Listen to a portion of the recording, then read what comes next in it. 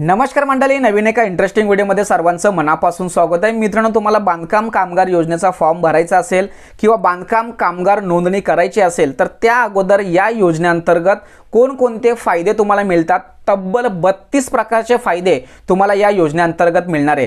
तुमच्या उतारवयामध्ये तुमच्या पत्नीला, तुमच्या मुलांना, तुमच्या कुटुंबातील सर्व सदस्यांच्या आरोग्यासाठी तब्बल 32 प्रकारचे फायदे या योजनेअंतर्गत मिळणार आहेत। या व्हिडिओमध्ये आपण कोणते 32 फायदे बांधकाम कामगार यांना मिळतात किंवा बांधकाम कामगार नोंदणी झाल्यानंतर तुम्हाला 32 प्रकारचे फायदे किंवा 32 प्रकारचे लाभ घेता येणार आहे, हे या व्हिडिओमध्ये आपण सविस्तरपणे जाणून घेणार आहोत। व्हिडिओला सुरुवात करण्यापूर्वी चॅनलवरती जर नवीन असाल तर कृपा करा चॅनलला सबस्क्राइब करा। अशाच महत्त्वपूर्ण अपडेट या चॅनलवरती येत असतात। चला तर मित्रांनो, व्हिडिओला सुरुवात करूया।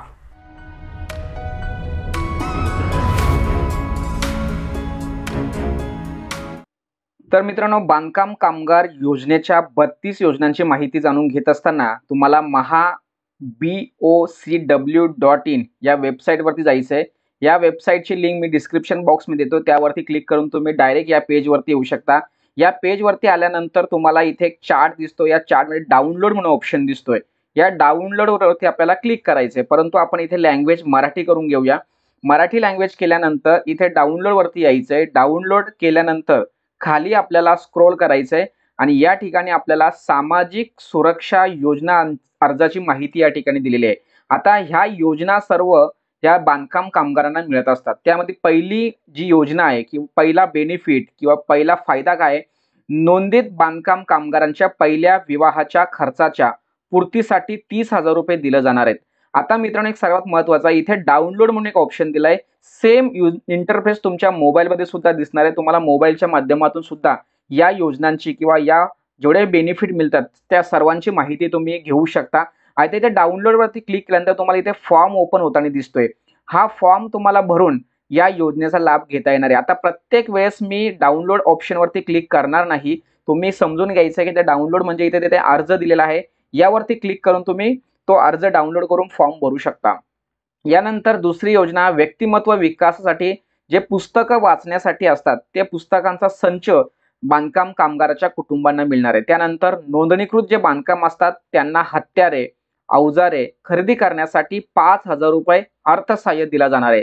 त्याचबरोबर नोंदणीकृत जे बांधकाम कामगार आहेत त्या बांधकाम कामगारांना प्रधानमंत्री जीवन ज्योती विमा योजनेअंतर्गत लाभ सुद्धा दिला जाणार आहे।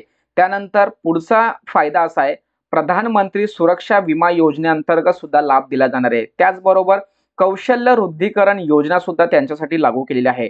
म्हणजे नोंदणीकृत जे बांधकाम असतं त्यांचं कौशल्य वाढण्यासाठी त्यांना विविध ट्रेनिंग दिल्या जातात किंवा त्यांना विविध उपक्रमामध्ये सहभागी करून त्यांची कौशल्य वृद्धी कशा पद्धतीने होणार यासाठी ही योजना सुरू केलेली आहे। त्यानंतर आणखी खाली आल्यानंतर बांधकाम कामगारांचे जी मुलं असतात त्यांच्या शिक्षणासाठी कोणकोणत्या योजना आहेत, तर जे बांधकाम कामगार आहेत त्या बांधकाम कामगारांच्या पहिल्या 2 पाल्यांना 1ली ते 7वी साठी प्रतिवर्षी 2,500 रुपये किंवा 8वी ते 10वी यासाठी प्रतिवर्षी 5,000 रुपये देण्यासंदर्भात ही योजना आहे। त्यानंतर जे 10वी किंवा 12वी मध्ये 50% किंवा त्यापेक्षा अधिक गुण मिळवतील त्यांना 10,000 रुपये दिले जातात। ह्या सर्व योजनांचा लाभ कधी घेता येणार आहे, जेव्हा तुम्ही बांधकाम कामगार असणार तेव्हा। आता बांधकाम कामगार योजनेचा लाभ घ्यायचा असेल तुम्ही बांधकाम कामगार असले पाहिजे, तुमचं रजिस्टर नोंदणी झाली पाहिजे। तर नोंदणी कशी करायची या संदर्भात व्हिडिओ आपल्या चॅनलवरती आहे, ती तुम्ही पाहू शकता। त्यानंतर नोंदणीकृत बांधकाम कामगारांच्या पहिल्या 2 पाल्यांना म्हणजे पहिले जे 2 मुलं असतात त्यांना 11वी आणि 12वीच्या शिक्षणासाठी प्रति शैक्षणिक वर्ष म्हणजे प्रत्येक वर्षाला 10,000 रुपये दिले जाणार आहेत। त्याचबरोबर नोंदणीकृत बांधकाम कामगाराच्या पहिल्या 2 पाल्यांना पत्नीची पदवी जर घ्यायची असेल म्हणजे पत्नीस पदवी शिक्षण घ्यायचं असेल तर प्रथम, द्वितीय, तृतीय वर्षाची पुस्तकं किंवा शैक्षणिक जेवढे साहित्य आहे त्या प्रत्येक वर्षासाठी त्यांना 20,000 रुपये अनुदान दिलं जाणार आहे।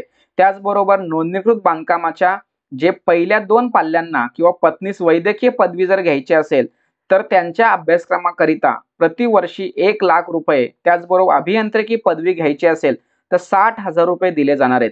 त्याचबरोबर नोंदणीकृत बांधकाम कामगारांना पहिल्या 2 पाल्यांना शासन मान्य पदविकेकरिता प्रतिवर्षी 20,000 रुपये तर पदव्युत्तर पदविकेकरिता 25,000 रुपये अनुदान देण्यासंदर्भात महत्त्वाचा या ठिकाणी फॉर्म दिलेला आहे, ही योजना आहे। त्यानंतर नोंदणीकृत बांधकाम कामगारांच्या पहिल्या 2 पाल्यांना संगणक शिक्षण म्हणजे MSCIT पूर्णपणे फ्रीमध्ये करता येणार आहे. त्यानंतर आरोग्यविषयक योजना बघूया. नोंदणीकृत बांधकाम कामगारांच्या पहिल्या 2 जीवित अपत्यांच्या नैसर्गिक प्रसूतीसाठी 15,000 रुपये, त्याचबरोबर शस्त्रक्रियेद्वारे प्रसूती जर झाल्यास तर 20,000 रुपये अनुदान दिले जाणार आहे.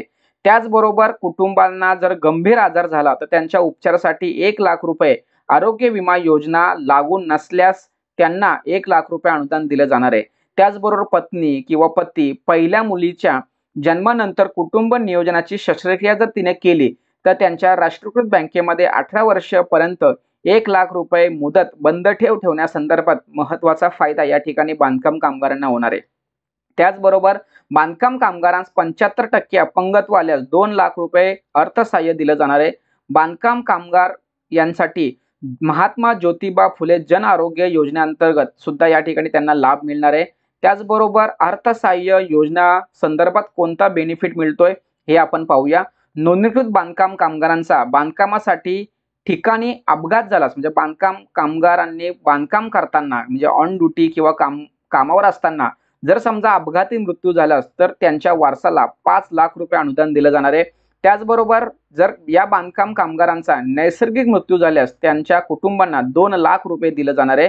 त्याचबरोबर समजा त्यांना जर घर बांधायचं असेल किंवा घर खरेदी करायचं असेल तर गृह कर्जासाठी 6,00,000 रुपये पर्यंतच्या त्यांना पैसे दिले जाणार आहे. त्याचबरोबर 2,00,000 अनुदान सुद्धा त्यांना दिलं जाणार आहे. नोंदणीकृत बांधकामाचा मृत्यू झाल्यास त्यांच्या अंत्यविधीसाठी 10,000 रुपये खर्च दिला जाणार आहे. त्याचबरोबर नोंदणीकृत बांधकामाचा मृत्यू झाल्यास त्याच्या विधवा पत्नी किंवा स्त्री कामगारांच्या विधुर पतीस 24,000 रुपये 5 वर्षाकरिता प्रतिवर्ष अर्ज करण्याची म्हणजे प्रत्येक वर्षी तुम्हाला अर्ज करावा लागणार आहे. अशा प्रत्येक वर्षाला तुम्हाला 24,000 रुपये अनुदान दिले जाणार आहे. अशा पद्धतीने मित्रांनो तब्बल 32 योजनांचा लाभ तुम्हाला घेता येणार आहे. या 32 योजनांचा लाभ तुम्हाला घ्यायचा असेल तर तुमचं बांधकाम कामगार नोंदणी होणं खूप गरजेचं आहे. मी पुन्हा एकदा सांगतोय आपल्या YouTube चॅनलवरती बांधकाम कामगार योजनेसाठी नोंदणी कशी करायची याविषयी सविस्तर व्हिडिओ दिले. मी डिस्क्रिप्शन बॉक्समध्ये सुद्धा ती व्हिडिओ देतोय. नेमके कोणते कागदपत्र अपलोड करायचे, कोणते कागदपत्र सादर केल्यानंतर तुमचा फॉर्म अप्रूव्ह होणार आहे याविषयी सविस्तर डिटेलमध्ये A to Z व्हिडिओ आपण बनवलेले आहे. ती व्हिडिओ तुम्ही पाहू शकता. या व्हिडिओमध्ये आपण एकच या ठिकाणी क्लिअर केलंय की बांधकाम कामगार योजनेचा जर समजा तुमचा नोंदणी नंबर जर आला म्हणजे तुम्ही जर नोंदणीकृत बांधकाम कामगार जर झालात तर तुम्हाला कोणकोणत्या योजनांचा फायदा होऊ शकतो. तर 32 योजना या ठिकाणी दिल्यात.